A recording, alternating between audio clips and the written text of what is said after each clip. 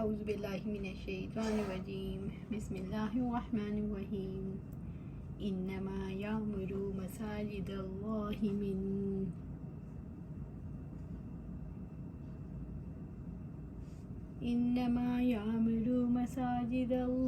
من آمن باللہ والیوم الآخر وأقام الصلاة وآتى الزکاة ولم یخش الا اللہ فعسى أولئك أن يكونوا من المهتدين۔ یقیناً اللہ تعالیٰ کی مسجدوں کو وہی آباد کرتا ہے جو اللہ تعالیٰ اور آخرت کے دن پر ایمان لایا اور نماز قائم کی اور زکوٰۃ ادا کی اور اللہ تعالیٰ کے سوا کسی سے نہ ڈرا، تو امید ہے کہ یہ لوگ ہدایت پانے والوں میں سے ہوں گے۔ سورۃ التوبہ آیا 18۔ انما یعمر مساجد اللہ، یقیناً اللہ تعالیٰ کی مسجدوں کو وہی آباد کرتا ہے۔ اللہ تعالیٰ نے ذکر فرمایا کہ اس کے گھروں کو آباد کرنے کا حقدار کون ہو سکتا ہے، یعنی ان میں عبادات کرنے اور ان کو پاک کرنے کا حق کس کا ہے۔ حدیث میں ہے، اللہ عز و جل فرماتا ہے، مجھے اپنی عزت اور اپنے جلال کی قسم کہ میں زمین والوں کو عذاب کرنا چاہتا ہوں، لیکن اپنے گھروں کے آباد کرنے والوں اور اپنی راہ میں آپس میں محبت رکھنے والوں اور صبح سحری کے وقت استغفار کرنے والوں پر نظریں ڈال کر اپنا عذاب ہٹا دیتا ہوں۔ اصحاب رسول رضی اللہ تعالیٰ عنہ اجمعین کا بیان ہے، مسجدیں اس زمین پر اللہ تعالیٰ کا گھر ہیں، جو ان میں داخل ہو اللہ کا ان پر حق ہے کہ مساجد کا احترام کرے۔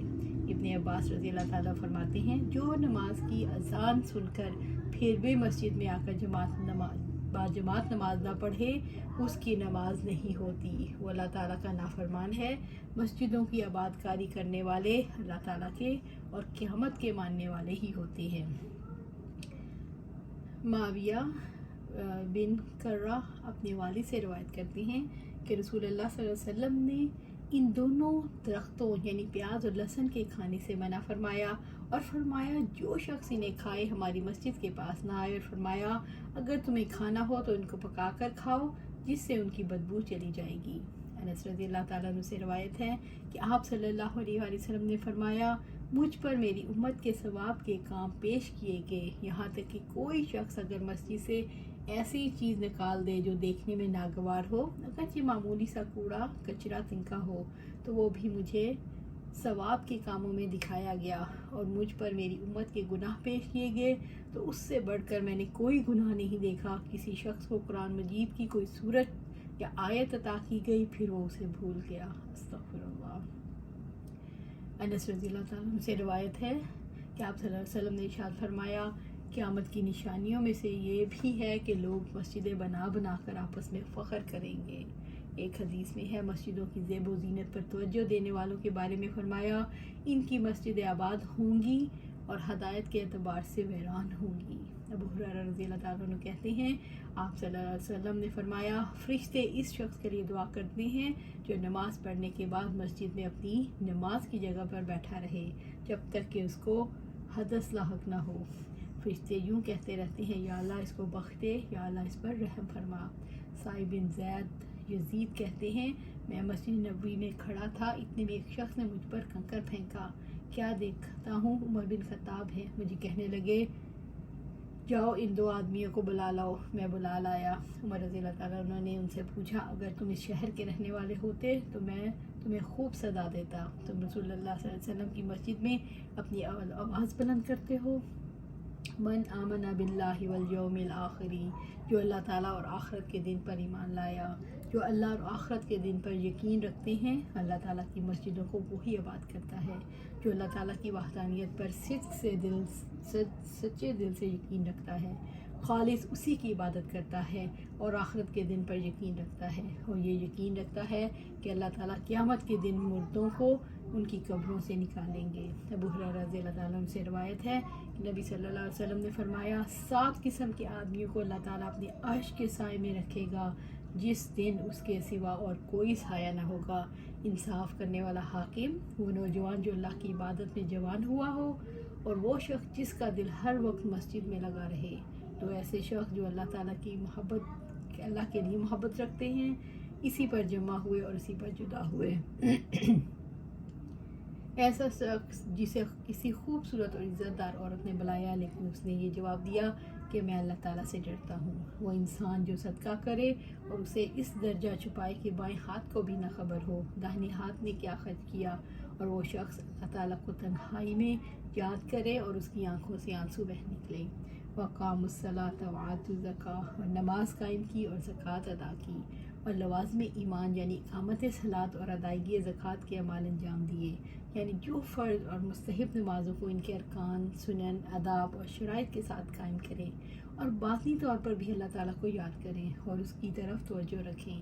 وآتوا الزکاۃ، اور زکوٰۃ ادا کی، یعنی جو زکوٰۃ ادا کریں، جو لوگ مال میں سے اللہ تعالیٰ کے واجب کردہ کو ادا کریں، یعنی مستحق لوگوں کو زکوٰۃ ادا کرے۔ وَلَمْ يَخْشَ إِلَّا اللَّهَ، اور اللہ تعالیٰ کے سوا کسی سے نہ ڈرے۔ جو اللہ تعالیٰ سے ڈرتے ہیں، جو اللہ تعالیٰ کے سوا کسی ایک کا بھی خوف نہیں رکھتے، یعنی اپنی خشیت کو اللہ تعالیٰ پر مرکوز رکھتے ہیں۔ خشیت تعظیم اور عبادت ہے، یہ لوگوں کے لیے عدل کا مرتبہ ہے۔ لا محالہ انسان غیر اللہ سے ڈرتا ہے اور دنیاوی خطرات سے ڈرتا ہے، اور چاہتا ہے کہ اس سارے معاملے میں اللہ تعالیٰ کی قضا سے ڈرتا رہے۔ ابن عباس رضی اللہ تعالیٰ نے کہا، وہ اللہ تعالیٰ کے سوا کسی کی عبادت نہیں کرتا۔ وَلَمْ يَخْشَ إِلَّا اللَّهَ، اور اللہ تعالیٰ کے سوا کسی سے نہ ڈرا۔ غیر اللہ سے ڈرنے کی کیا حقیقت ہے؟ اللہ تعالیٰ کے علاوہ دوسروں سے ڈرنا شرک خفی ہے۔ بندہ خالص کیسے ہوتا ہے؟ جب بندے کی سوچ اور اس کا عقیدہ پاک ہوتا ہے تو اس کے خلوص کا آغاز ہو جاتا ہے۔ مومن کی عبادات پاک ہوتی ہیں اور وہ خالص ہونا شروع ہو جاتا ہے۔ مومن کے اعمال غیر اللہ کے خوف سے پاک ہوتے ہیں تو خالص ہو جاتا ہے۔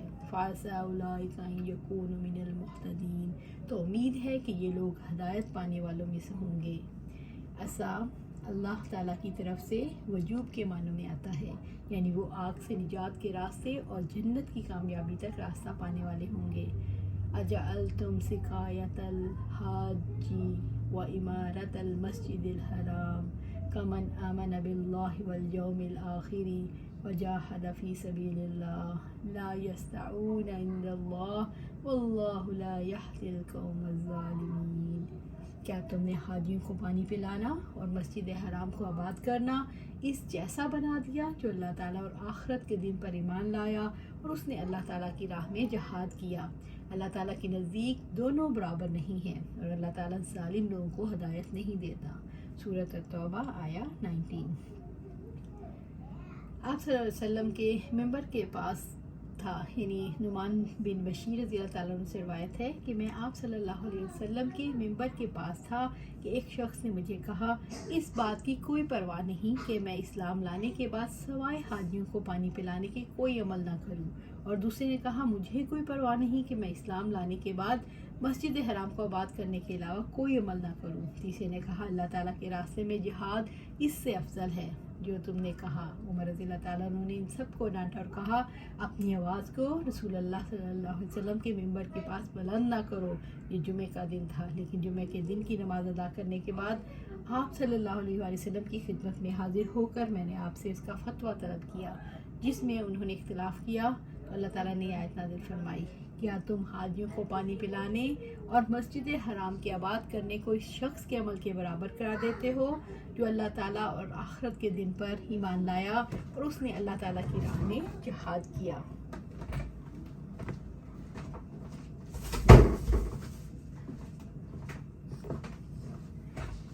اجعلتم سقایۃ الحاج وعمارۃ المسجد الحرام، کیا تم نے حاجیوں کو پانی پلانا بنا دیا؟ جہاں پلانے کا ذکر مطلقاً کیا جائے تو اس سے مراد آب زمزم پلانا ہے۔ وعمارۃ المسجد الحرام، اور مسجد حرام کو آباد کرنا، یعنی مسجد حرام کی تعمیر اور اس گھر کی حفاظت۔ کمن آمن باللہ والیوم الآخر وجاہد فی سبیل اللہ، جیسا کہ جو اللہ تعالیٰ اور آخرت کے دن پر ایمان لایا اور اس نے اللہ تعالیٰ کی راہ میں جہاد کیا۔ مشرک کہتے تھے کہ بیت اللہ کی خدمت اور حاجیوں کو پانی پلانا ایمان اور جہاد سے بہتر ہے۔ مشرکین مکہ کو حرم کی خدمات پر بڑا فخر تھا۔ ان سے مخاطب ہو کر رب العزت نے فرمایا، تمہارے سامنے آیات پڑھی جائیں تو منہ پھیر جاتے ہو، تمہارے مقابلے میں ایمان اور جہاد کی قدر و قیمت اور بھی زیادہ ہے۔ لا یستعون عند اللہ، اللہ تعالیٰ کے نزدیک دونوں برابر نہیں۔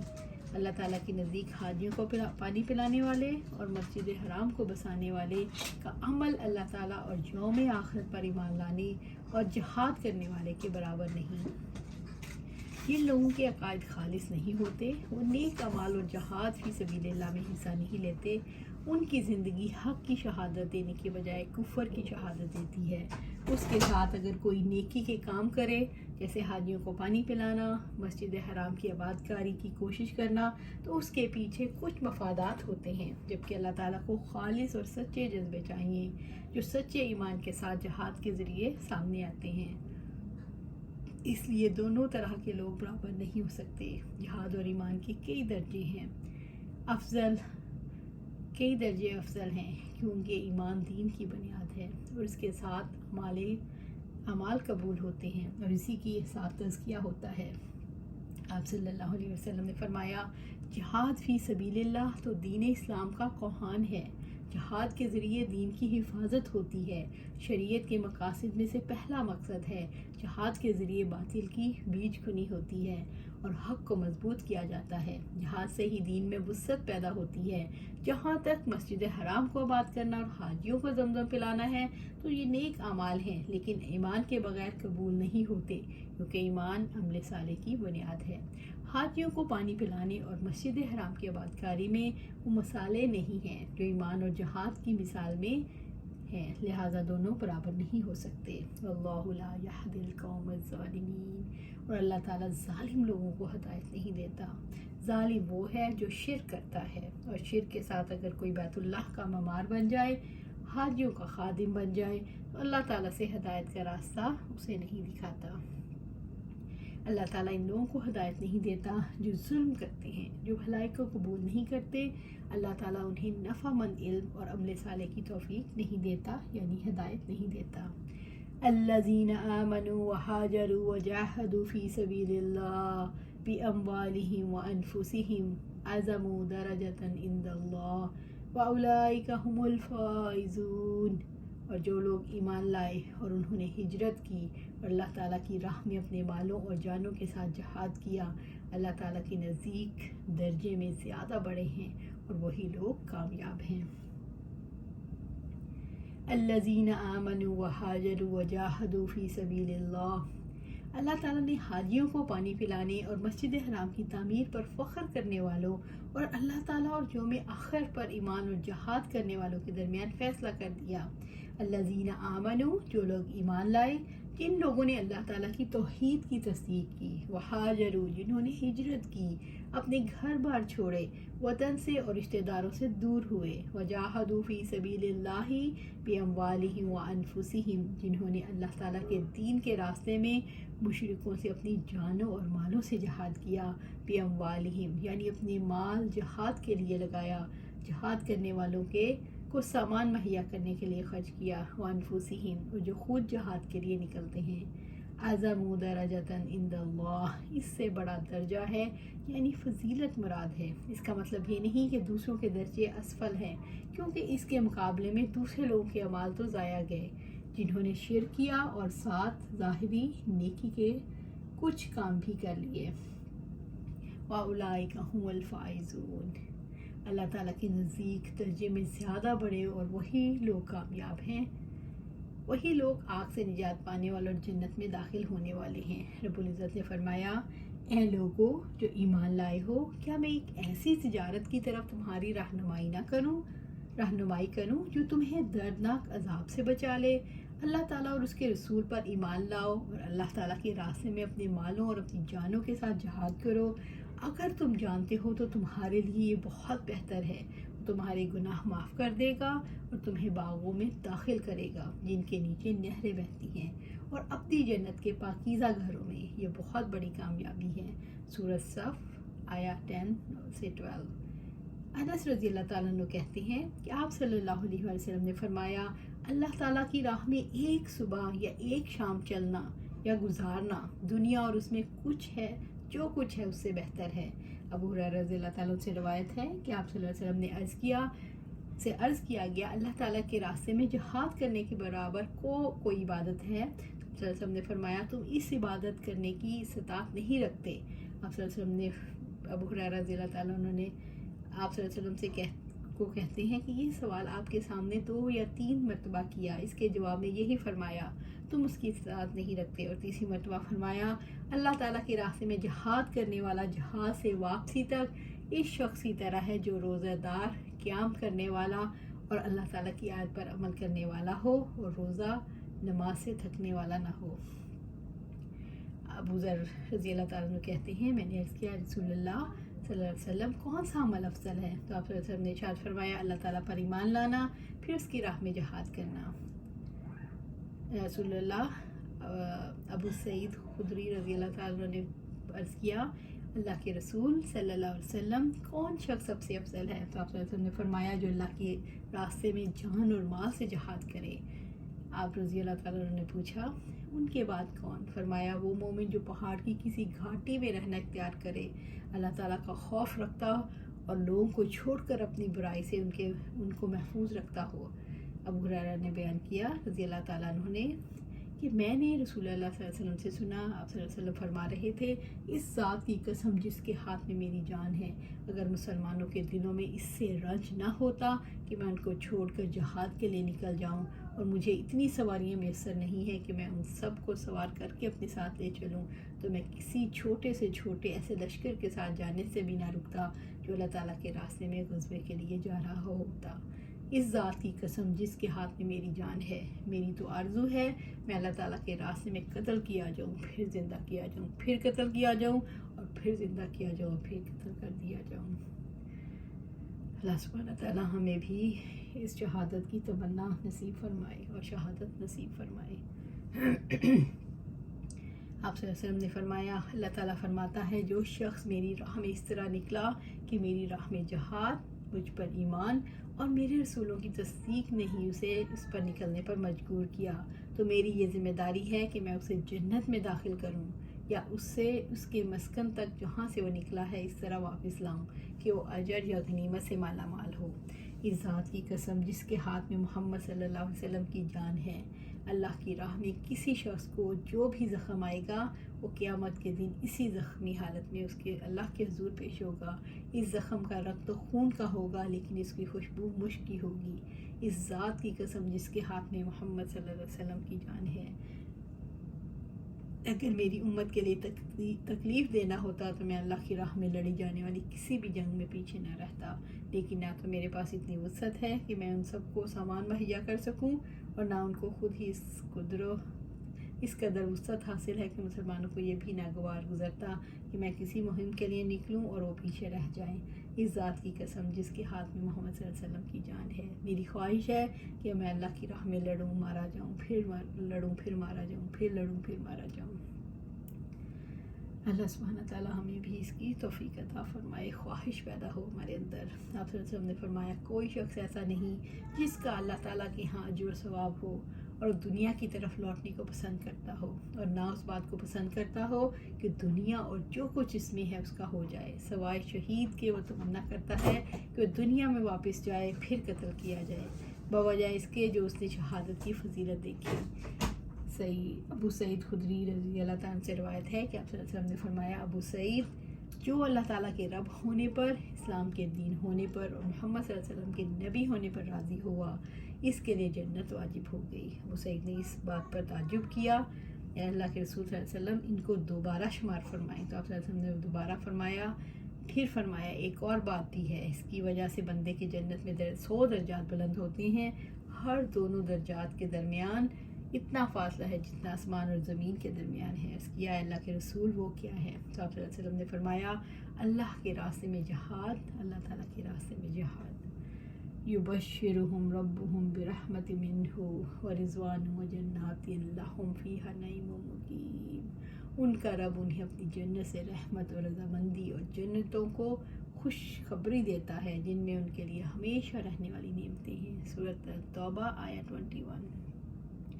اللہ سبحانہ تعالیٰ ہمیں بھی ان جنتوں میں جگہ نصیب فرمائے۔ युबश्शिरुहुम रब्बुहुम बिरहमतिम मिन्हु, इनका रब उन्हें अपनी जानिब से रहमत की खुशखबरी देता है। अल्लाह ताला ने दुनिया में उन्हें खुशखबरी दी है कि उन पर अल्लाह ताला की जानिब से रहमत होगी, यानी उसका लुत्फ़ व करम, एहसान और मोहब्बत, जिसकी वजह से उन बुराइयों को दूर कर देगा, उन्हें नेकी के रास्ते पर चलाएगा और उन्हें नफ़ामंद इल्म और अमल साले की तौफीक देगा। व रिज़वानी व जन्नातिन लहुम फ़ीहा नईमुम मुक़ीम, और रज़ामंदी और जन्नतों की खुशखबरी देता है जिनमें उनके लिए हमेशा रहने वाली नेमतें हैं। अल्लाह ताला ने रिज़वान यानी अपनी रज़ा की खुशखबरी दी है। रिज़वान अल्लाह ताला की सबसे बड़ी नेमत है। जन्नत में अल्लाह ताला रज़ामंदी का ऐलान करेगा, फिर कभी नाराज़ नहीं होगा। रिज़वान जन्नत की सबसे बड़ी नेमत है। ये रब रहीम का करीम वादा है। हदीस में है, जब जन्नत वाले जन्नत में चले जाएंगे तो अल्लाह ताला उनसे पूछेंगे, क्या तुम राज़ी हो? तो कहेंगे, हम कैसे राज़ी ना हों, ए हमारे रब। फिर वो फरमाएगा, मैं तुम्हें वो जज़ा अता करूँगा जो इन सब से अफजल है। मेरी रज़ा में तुमसे राज़ी हूँ, अब तुमसे कभी नाराज़ नहीं होऊंगा। व जन्नातिन, अल्लाह ताला के बागात हैं, लहुम फ़ीहा नईमुम मुक़ीम, और वो नेमतें जो ज़ायल नहीं होंगी, वो उसमें हमेशा रहेंगे और कभी उससे नहीं निकलेंगे। जन्नत में दायमी नेमतें होंगी, ना उन्हें ज़वाल आएगा और ना मुनक़ता होंगी। इन जन्नतों में हमेशा रहने वाली हर किस्म की नेमतें मौजूद होंगी, जिनकी दिल ख्वाहिश करेंगे और जिनसे आंखें लज्जत हासिल करेंगी, जिनके औसाफ और मिक़दार को अल्लाह ताला के सिवा कोई नहीं जानता, जो ये नेमतें अता करेगा। इनमें से एक नेमत है कि अल्लाह ताला ने अपने रास्ते में जहाद करने वाले मुजाहिदीन के लिए जन्नत में 100 दर्जे तैयार कर रखे हैं। हर 2 दर्जों के दरमियान इतना फासला है जितना आसमान और ज़मीन के दरमियान। अगर तमाम मखलूक एक दर्जा में जमा हो जाए तो उस एक दर्जे में समा जाए। अल्लाह सुब्हानहू व तआला से दुआ है कि हमें भी इन जन्नतों में जगह अता फरमा। अल्लाह सुब्हानहू व तआला में भी शहादत की मौत अता फरमा। अल्लाह हम सुब्हानहू व तआला हमारे दिल में शहादत का जज्बा पैदा कर। अल्लाह सुब्हानहू व तआला हमें अपनी राह में जहाद की तौफीक अता फरमा। अल्लाह सुब्हानहू व तआला हमें शुहदा में शामिल फरमा। अल्लाह सुब्हानहू व तआला हमें सद्दीकीन में शामिल फरमा।